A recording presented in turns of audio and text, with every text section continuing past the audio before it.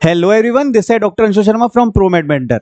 जैसा कि आप देख रहे होंगे कि आज हम लेकर आए हैं आपके लिए नीट यूजी का personalise support and guidance for your choice filling.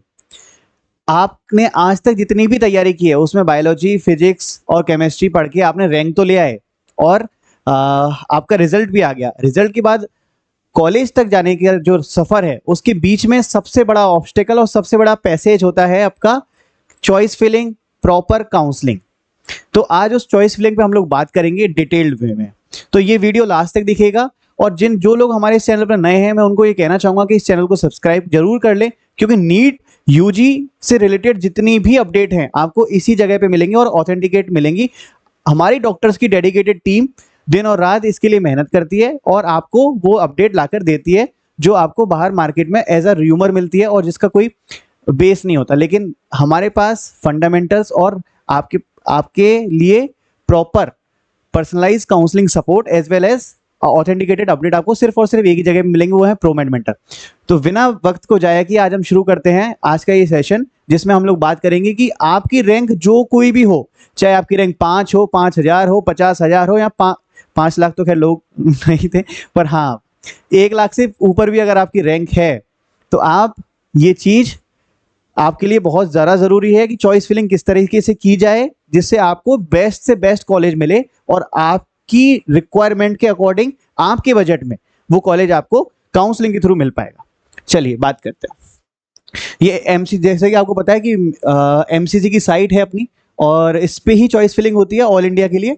और अभी रिसेंटली हमारे पास नोटिस आया है कि 31 तक एक्सटेंड हो गई है, जो कि 21 से चालू हुई थी, 28 तक पहले जिसकी लास्ट डेट थी वो अब 31 जुलाई 2025 तक उसकी लास्ट डेट एक्सटेंड हो गई है। तो आपके पास अभी भी एनफ टाइम है। अगर आपने चॉइस फिल कर ली है तो भी ये वीडियो आपके लिए बहुत ज़्यादा ज़रूरी है, जस्ट बिकॉज कि इस वीडियो के थ्रू आप समझ पाएंगे कि आपने क्या गलतियां की हैं, आपकी रैंक के अकॉर्डिंग आपको क्या क्या अच्छा option in terms of college मिल सकता है, वो आपको इस वीडियो में समझ में आएगा। चलिए, अगर आपकी रैंक है, इस वीडियो को हमने डिवाइड किया है अलग अलग भागों में, जिसमें से पहले बार हम देखेंगे कि अगर आपकी रैंक 10,000 तक है तो आपको चॉइस किस तरह से फिल करनी चाहिए। सेकंड पार्ट में हम देखेंगे कि आपकी रैंक 10,000 से 50,000 तक है तो आपको किस तरह से चॉइस फिल करना चाहिए। थर्ड पार्ट में हम देखेंगे कि आपकी रैंक अगर 50,000 से 1 लाख तक है और फोर्थ पार्ट में अगर 1 लाख से ज्यादा आपकी रैंक है तो आपको किस तरह से चॉइस फिलिंग करनी चाहिए जिसमें आपको बेस्ट कॉलेज मिल पाए आपके बजट में। तो फर्स्ट पार्ट हम देखते हैं कि अगर आप 10,000 रैंक पे हैं और उसमें भी अगर आप टॉप 1% में है, मतलब आपकी रैंक अगर 100, 200, 500 तक भी है तो आपको चॉइसेस किस तरह से फिल करनी चाहिए। जैसे कि आपको सबको पता है कि फर्स्टली आप एम्स को टारगेट कर सकते हैं और कुछ गवर्नमेंट कॉलेजेस जो बाकी के जो एम्स हैं, जो पेरीफेरी एम्स हैं, उनसे भी ज्यादा अच्छे हैं, उनको आपको चॉइस में ऊपर रखना है। हम लोग एग्जाम्पल के थ्रू बात करेंगे, जैसे कि आपका एम्स दिल्ली हो गया, उसके बाद आप डायरेक्ट जंप करेंगे मौलाना आजाद पे, लेडी हार्डिंग पे, बर्दवान मेडिकल कॉलेज पे। ये तीनों के तीनों कॉलेजेस दिल्ली में सिचुएटेड है। फिर हम बात करेंगे क्या स्ट्रेटेजी होनी चाहिए। स्ट्रेटेजी आपकी होनी चाहिए एक्सप्लोर ईएसआईसी कॉलेजेस। ये सेंट्रल गवर्नमेंट के कॉलेजेस होते हैं और इसमें बहुत अच्छा इंफ्रास्ट्रक्चर होता है जो कि आपकी पढ़ाई में, आपके पूरे 5.5 साल के एमबीबीएस करिकुलम में बहुत ज्यादा इंपॉर्टेंट रोल प्ले करता है। तो आपको ये कॉलेजेस भी देखने को मिलेंगे आपकी चॉइस फिलिंग में। लेकिन उनको कब कैसे डालना है ये कौन बताएगा आपको? प्रोमेड मेंटर की डॉक्टर्स टीम। चलिए, अभी आपको डीम्ड कॉलेज अवॉइड करने, क्योंकि आपकी इतनी अच्छी रैंक आई है तो आपको वो कॉलेजेस नहीं फोकस करने चाहिए। आगे चलते हैं। जैसे कि आपकी जो रैंक है वो अगर जैसे मैंने आपको बताया 500 के नीचे है तो उस 500 रैंक से आप क्या कर सकते हैं, सबसे पहले डालिए एम्स दिल्ली, और एम्स दिल्ली के बाद डालेंगे एम्स भोपाल जो कि एमपी में है, एम्स जोधपुर जो कि राजस्थान में है, और एम्स रायपुर जो कि सीजी में है। और ये बहुत अच्छा मेडिकल कॉलेज है, पर्सनली मैंने विजिट किया है, यहाँ पे जाके देखा है, बहुत प्रॉपर इंफ्रास्ट्रक्चर है यहाँ का। तो आप अकॉर्डिंग टू योर रैंक इनको प्लेस कर सकते हैं। देन एम्स ऋषिकेश, ये अगर आपकी रैंक 3,000 तक है तो आपको ये चॉइसेस फिल करनी चाहिए। देन हम बात करते हैं, तो अभी हम बात करेंगे कि एम्स भोपाल और एम्स दिल्ली, एम्स के बाद हम लोग नेक्स्ट टारगेट कौन से कॉलेज के सेट्स पे कर सकते हैं और हमारी प्रेफरेंस लिस्ट में क्या ऐड होना चाहिए। देन हम बात करेंगे जिपमर पुडुचेरी की। अगर आपकी 3000 तक रैंक है तो आपको जिपमर को कंसीडर करना चाहिए, बहुत ही अच्छा कॉलेज है। यहाँ पे आपको ना सिर्फ यूजी के लिए, बाकी आपकी जो पढ़ाई होगी यूजी में, तो वो आपकी पढ़ाई पीजी में भी काम आएगी। तो आपको ये बहुत अच्छा इंस्टीट्यूट, आपको ओवरऑल डेवलपमेंट के लिए सबसे बेस्ट इंस्टीट्यूट रहेगा। देन आफ्टर एम्स, देन हम बात करेंगे मौलाना आजाद मेडिकल कॉलेज की, एमएएमसी। एमएएमसी तो मक्का मदीना है मेडिकल साइंस का, और ये सिचुएटेड है दिल्ली में। तो अगर आपकी रैंक, वही मैं बता रहा हूँ, अगर आपकी रैंक 3000 तक है और 3000 से भी पीछे है तो भी आपको मौलाना आजाद को टॉप मेडिकल कॉलेज की अपनी प्रेफरेंस लिस्ट में रहना चाहिए। क्योंकि हो सकता है अगर ऊपर वालों ने नहीं भरा है तो आपको अपनी प्रेफरेंस के हिसाब से जब कॉलेजेस मिलेगा तो उसमें एमएमसी को आप ऊपर रखेंगे। देन वर्धमान मेडिकल कॉलेज, ये भी सफदरजंग में है और ये दिल्ली में सिचुएटेड है। ये भी बहुत अच्छा मेडिकल कॉलेज है, तो इसको भी आपको चॉइस में इंक्लूड करना है। अब हम बात करेंगे बीएचयू मेडिकल कॉलेज की, बनारस हिंदू यूनिवर्सिटी, जो कि बहुत फेमस कॉलेज है। आप इसको भी अपनी, अगर रैंक आपकी 8500 तक भी है तो भी आप इसको कंसीडर कर सकते हैं। और क्या ऑर्डर रहेगा वो सारी डिटेल आपको प्रोमेड की टीम बताएगी। आपको ये वीडियो को बस लास्ट तक देखना है और आपको सारे आपके क्वेश्चंस का सॉल्यूशन मिल जाएंगे। अगर फिर भी आपका क्वेश्चन कोई रह जाता है तो कमेंट बॉक्स आप ही के लिए है। देन बात करेंगे एएमयू, अलीगढ़ मुस्लिम यूनिवर्सिटी। इसमें माइनॉरिटी कोटा अवेलेबल है। अगर आप जो माइनॉरिटी कम्युनिटीज हैं, अगर आप उससे बिलोंग करते हैं, आप मुस्लिम कम्युनिटी के हैं, तो आपको एएमयू भी टारगेट करना चाहिए अगर आपकी रैंक अंडर 10,000 है तो। यहाँ पे सिर्फ बातें नहीं होती हैं, यहाँ पे आपका प्रॉपर गाइडेंस होती है, और प्रॉपर गाइडेंस में आती है टिप। तो ये टिप है आपकी कि of for round 1 locking for these top 20 to 25 government colleges, descending preference. Descending preference मतलब ऐसे घटते हुए क्रम में। सबसे पहले आप ये सेलेक्ट करेंगे, देन ये, देन ये, देन ये, देन ये, देन। चलिए आगे चलते हैं। अब बात करते हैं हम, अगर आपकी रैंक आती है 10,000 से 50,000 के बीच में, जहां पे मेजोरिटी ऑफ चंक्स हमारे पास अवेलेबल है, जो कि कंफ्यूज्ड है। और बहुत सारे बच्चों का, बहुत सारे स्टूडेंट्स का ये डाउट आता है कि सर हमारी रैंक 20,000 आई है, 18,000 आई है, 15,000 आई है, तो हम किस तरह से चॉइस फिलिंग करेंगे। तो उनके लिए ये स्लाइड है, और जो कि बहुत जरूरी है। आप देखिएगा इसको लास्ट तक, आपको समझ में आएगा, एक एक डाउट आपका क्लियर हो जाएगा।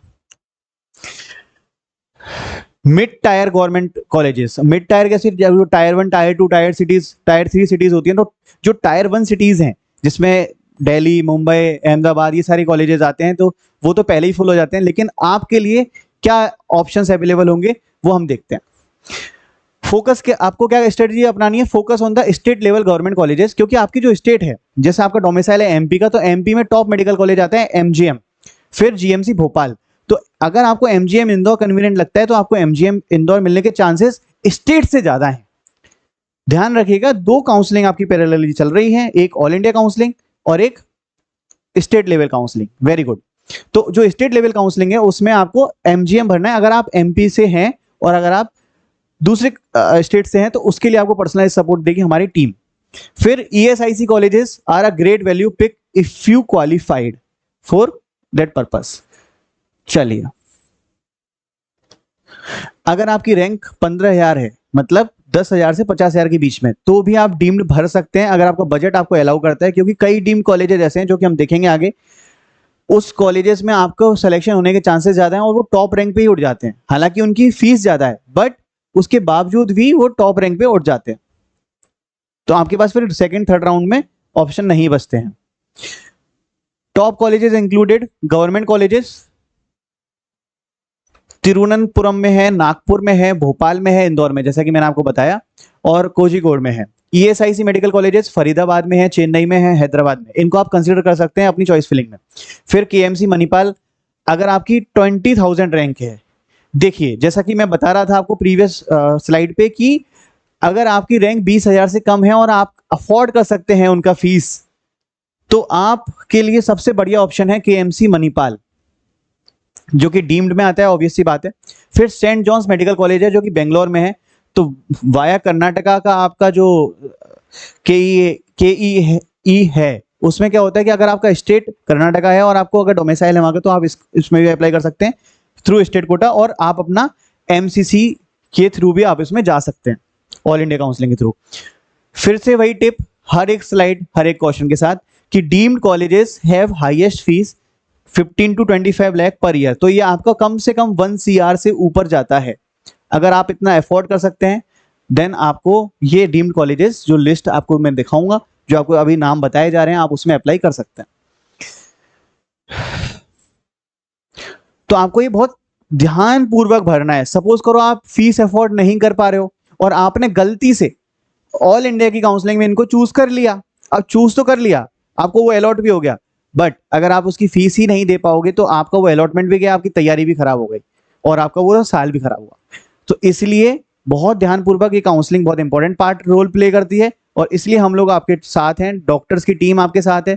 तो डोंट वरी, आप अकेले नहीं है इस सफर में, हम लोग आपके साथ हैं। फिर हम बात करते हैं कि अगर आपकी रैंक 50,000 से 1 लाख के बीच में आ रही है, अब 50,000 से 1 लाख ये एक ऐसा चंक है जिनके 2-4 क्वेश्चन गलत हुए और उनकी रैंक इतना पीछे चली गई, बट ये वो एडवांटेज ले सकते हैं कि अगर अपनी काउंसलिंग बहुत स्मार्टली करेंगे तो इस काउंसलिंग में वो देखेंगे कि उनको सीट मिल सकती है और उन लोगों के साथ जिनकी रैंक 20,000, 30,000, 40,000 है। क्यों, कैसे, वो आपको स्मार्टली प्ले करना होगा, वो हम बताते हैं किस तरीके से। स्ट्रेटेजी क्या रखनी है आपकी, स्ट्रेटेजी आपकी ये होनी चाहिए, आपकी बेसिक स्ट्रेटेजी होनी चाहिए कि आपको deemed universities will now dominate your list. अगर आपका बजट 1 CR तक है तो आप डीम्ड यूनिवर्सिटीज के लिए अप्लाई कर सकते हैं। Use the MCC seat matrix to find past year cut off. अब देखिए बहुत सारे लोग क्या करते हैं कि मेरी रैंक तो 40,000 है या मेरी रैंक सर 58,000 है। अब लास्ट ईयर 58,000 रैंक पे किसने कौन सा कॉलेज उठाया था, मैं पुराना देख लेता हूं और सेम भर देता हूं। अरे नहीं, यहीं पे आपको रुक जाना है। अगर आप ऐसा सोच रहे हैं तो गलत सोच रहे हैं। आप उससे रेफरेंस ले सकते हैं, उसको एज इट इज कॉपी नहीं कर सकते। क्यों? क्योंकि हो सकता है कि उसके सर्कमस्टेंसेस कुछ अलग रहे हो, उसकी फाइनेंशियल कंडीशन कुछ अलग रही हो, उसके उसके जो प्रेफरेंसेस लिस्ट थी उसमें ये था कि एयरपोर्ट के नियर होना चाहिए, इंफ्रास्ट्रक्चर प्रॉपर होना चाहिए, सैनिटेशन प्रॉपर होना चाहिए और ट्रांसपोर्टेशन प्रॉपर होना चाहिए। तो बहुत सारी चीजें एक डिसाइड करती हैं कि आपको कौन सा मेडिकल कॉलेज कहाँ पे लेना उचित रहेगा इस रैंक पे। चलिए, look for value for money deemed colleges with in FMG coaching. चलिए अब हम बात करते हैं कॉलेज टू टारगेट। ऐसे लोग जो 50,000 से 1 लाख के बीच में, उनको कौन कौन से टारगेट करने चाहिए वो हम देखते हैं। उनको करना चाहिए श्री सिद्धार्थ मेडिकल कॉलेज तुमकुर। अगर आप साउथ में जाने के इच्छुक हैं और आप साउथ से ही बिलोंग करते हैं तो आप इस कॉलेज को प्रेफर कर सकते हैं, जो कि बहुत अच्छा मेडिकल कॉलेज है। देन हम बात करते हैं Kalinga institute of medical sciences Bhubaneswar, ठीक है। Then DY Patil. अब DY पाटिल का नाम किसने नहीं सुना होगा। अब 2 मेडिकल कॉलेज है DY पाटिल, एक कोल्हापुरी, एक नवी मुंबई, ठीक है। कोल्हापुर में क्या करेंगे, कोल्हापुर को अपन नीचे रखेंगे, नवी मुंबई को ऊपर रखेंगे, क्योंकि just because of the connectivity and just because of your preference list, है ना। देन अपन बात करते हैं MGM। MGM गवर्नमेंट भी है अगर आप इंदौर की बात करोगे, लेकिन MGM प्राइवेट भी है। तो इसीलिए मैं बोल रहा हूँ चॉइस भरते वक्त इस चीज का ध्यान रखना है कि आप कौन सा MGM भर रहे हैं। महात्मा गांधी मेडिकल कॉलेज के नाम से 4-5 मेडिकल कॉलेज हैं पूरे इंडिया में, जिसमें से गवर्नमेंट भी है, प्राइवेट भी और डीम्ड भी है। आप जयपुर वाले MGM की बात करेंगे तो वो प्राइवेट है, लेकिन अगर आप बात करेंगे MGM औरंगाबाद और नवी मुंबई तो वो डीम्ड यूनिवर्सिटीज में आते हैं। DY पुणे सांगली में आता है, DY यूनिवर्सिटी DV। देन संतोष मेडिकल कॉलेज गाजियाबाद। अगर आप कनेक्टिविटी चाहते हैं दिल्ली से, अगर आप नॉर्थ को बिलोंग करते हैं तो Santosh medical college will be in the preference list of yours. Then Savita medical college Chennai. अगर आपकी रैंक है 1 लाख से ज्यादा, 1 लाख से अगर आपकी ज्यादा रैंक है तो आपको क्या करना चाहिए, deemed universities with vacant seats in mop up and stay round. तो जैसा कि आपको बताया गया है कि round 1, round 2, mop up and stay round, ये 4 राउंड्स होते हैं और इसके बाद भी अगर सीट बच जाती है तो स्पेशल स्टे में जाती है। बट चीज याद रहे कि राउंड 1 और राउंड 2 में अगर आपको सीट मिल गई तो लोग छोड़ते नहीं है। आपको ऐसा लगता है कि आप मॉप अप में भर देंगे, लेकिन मॉप अप में भरने का चांस ही नहीं रहेगा। हो सकता है वो कॉलेज आपकी रैंक के बाद उठाओ, जैसा कि फॉर एग्जांपल हो सकता है MGM 12,000 रैंक पे हो गया हो सकता है 7,000 रैंक पे ही MGM क्लोज हो गया हो, लेकिन आपकी रैंक अगर 5,000 और आपने MGM नहीं भरा और आप सोचते हैं कि आप मॉप अप राउंड में MGM को डाल देंगे तो आपको मिल जाएगा, पॉसिबल ही नहीं है, क्योंकि वहां तक लोग छोड़ते ही नहीं। तो जैसा मैंने आपको बताया 85% of the seat will cover from state counseling and 15% of whole medical seats except the private one cover from all India quota। तो जो ऑल इंडिया कोटा की हम अभी बात कर रहे हैं, colleges you can still consider Shri Balaji medical college Chennai, then ACS medical college Chennai, then Bharatiya Vidyapeeth Sangli, Amrita institute if budget is 70 lakh for whole 5.5 years, then MBBS in Georgia Kazakhstan. ये तो सब बात की बात है, अगर ये आपको नहीं मिल पाता है और आपका बजट कम है तो आप फॉरेन मेडिकल ग्रेजुएट्स भी बन सकते हैं। बहुत सारे हमारे डॉक्टर्स की टीम में बहुत सारे लोग ऐसे हैं जो कि फॉरेन से करके आए हैं और आज इंडिया में बहुत अच्छा कर रहे हैं in different fields like surgery, medicine, public health, बहुत अच्छे ग्रो कर रहे हैं, बहुत अच्छा काम कर रहे हैं। तो डोंट वरी, अगर आपको बाहर भी जाना है तो उसमें भी प्रोमेड की टीम आपको सपोर्ट करती है।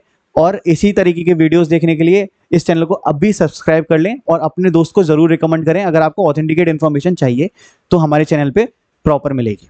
तो हम बात करते हैं, देखिए इसमें एक इंपॉर्टेंट टिप कि don't wait for the miracles in cut off, secure your seats where realistically possible. इसका मतलब ये हुआ है कि आपकी रैंक पे जो आपको पहले मिल जाता है वो आपको ले लेना चाहिए। और फिर भी अगर आपको कंफ्यूजन है तो don't worry, you are not alone. Promed की डॉक्टर्स की टीम आपके साथ है। मैं बार बार यही रिपीट कर रहा हूं कि जहां पे भी आप फंसते हो काउंसलिंग में, वहां पे हम लोग आते हैं आपको रेस्क्यू करने, क्योंकि हमारी डॉक्टर्स की टीम का काम काउंसलिंग के लिए यही है कि हम आपको मदद करें इन अ बेस्ट पॉसिबल मैनर।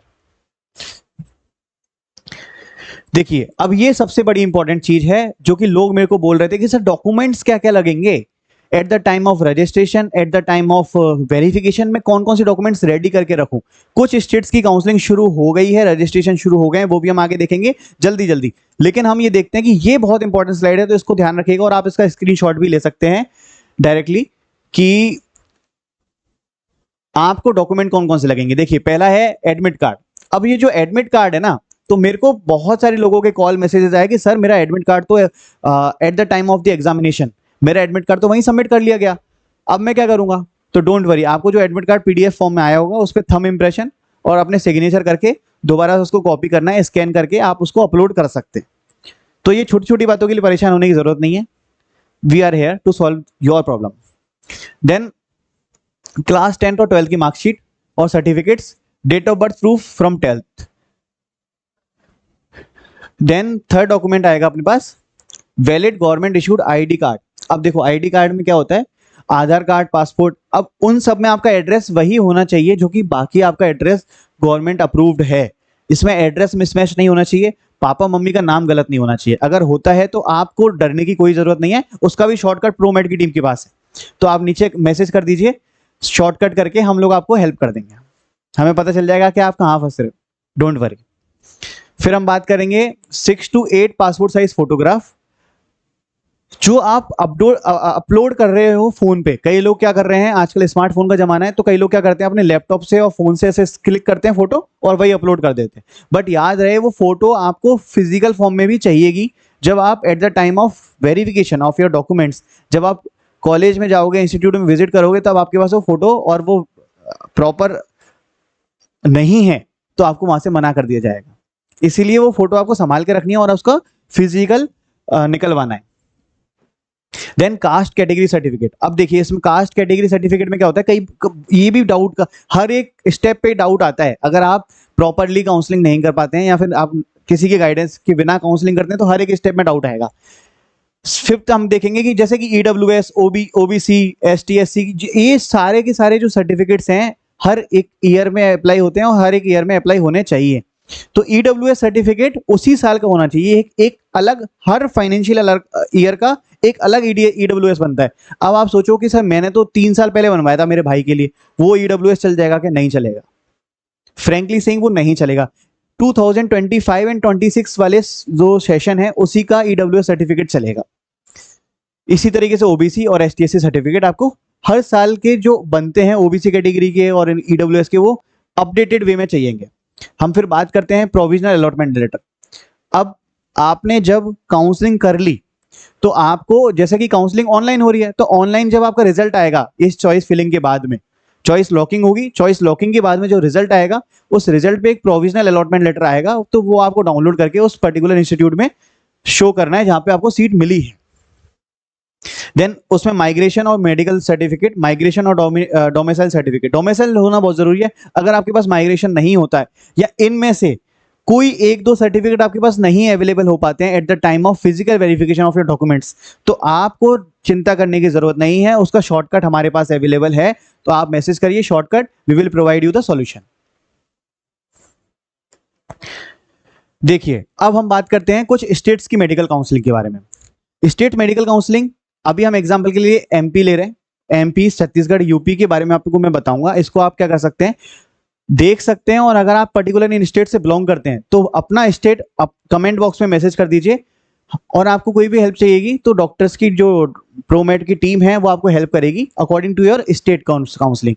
तो 85% of the seats of your domicile state will cover from the state counselling. तो स्टेट काउंसलिंग में देखिए अभी 21 to 29 दिया है, ये टेंटेटिव डेट्स हैं।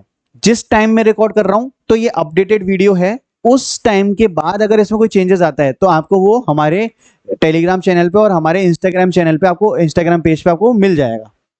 Then publication of the vacancies. अब वैकेंसीज कैसी वैकेंसीज, वैकेंसीज ऐसी कि किस कॉलेज में कितनी सीट्स हैं उसको particular.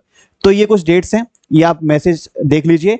Allotment of the first round आपका 6 अगस्त को आपका अलॉटमेंट आ जाएगा according to your preferences list. अब आप सब बोलेंगे सर 7-8 कॉलेजेस तो भरने हैं या 10-15 कॉलेजेस तो भरने हैं, उसमें हमको गाइडेंस की जरूरत क्यों है?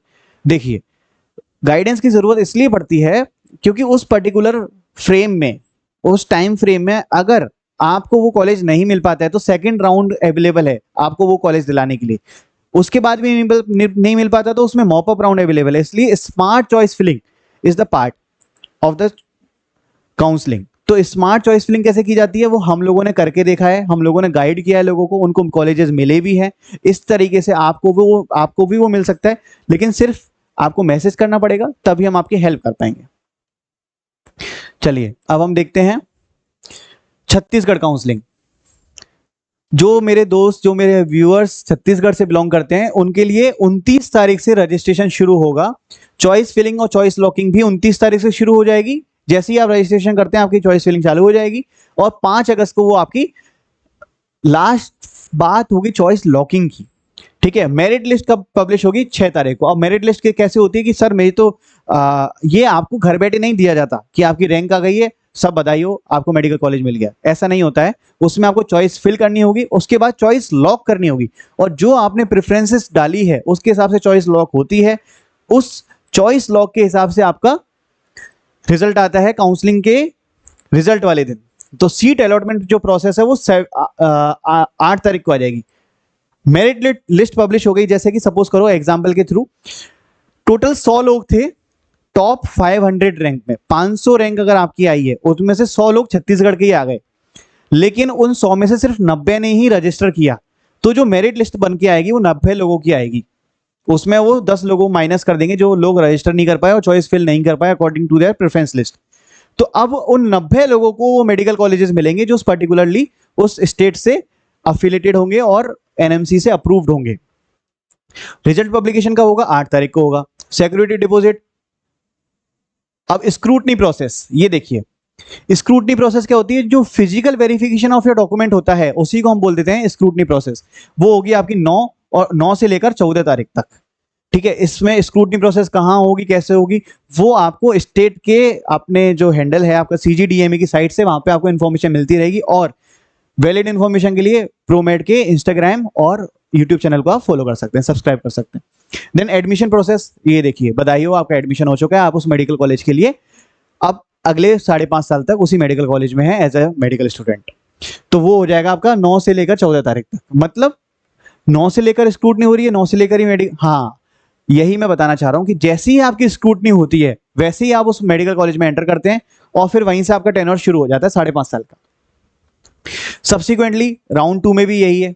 फिर राउंड 2 15 से लेकर 25 तक चलेगा, जो 7 दिन का रहेगा, और उसका रिजल्ट आएगा अपने पास 28 अगस्त को। पहला रिजल्ट आ गया 8 अगस्त को, सेकंड रिजल्ट आया 28 अगस्त को। मतलब 20 दिन तक आपको राउंड 2 के लिए प्रिपरेशन करके रखनी पड़ेगी, और उसमें आपको हेल्प करेगी प्रोमेड की डॉक्टर्स टीम जो कि काउंसलिंग के लिए डेडिकेटेडली काम कर रही है।